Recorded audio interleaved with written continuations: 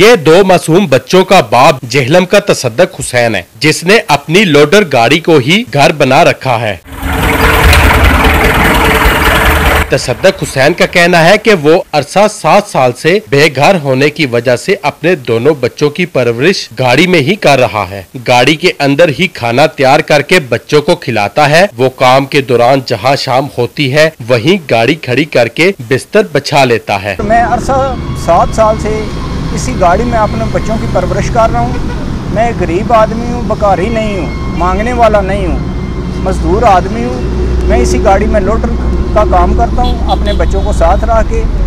जहाँ भी हम जाते हैं, जहाँ शाम होती है, ये मेरे पास सिलेंडर पड़ा है और खाने पीने के बर्तन हैं। हम वहीं अपना निज़ाम बना के खाना पीना शुरू कर देते हैं, क्योंकि सालन होटल वाला जो है वो मसाले वाला होता है, वो छोटे बच्चों के लिए सही नहीं होता है। इसलिए मैंने सिलेंडर भी अपना साथ ही रखा हुआ है कि मैं अपने मकसद है कि इनको सालन वगैरह हर चीज़ बना के इसी गाड़ी में दे सकूँ।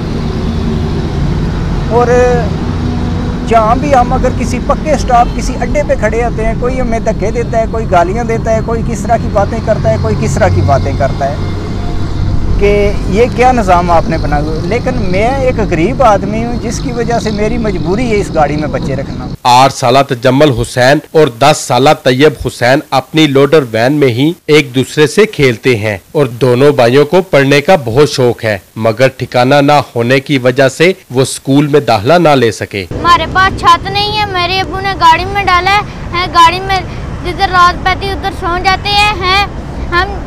मुझे बहुत पढ़ने का बहुत शौक है।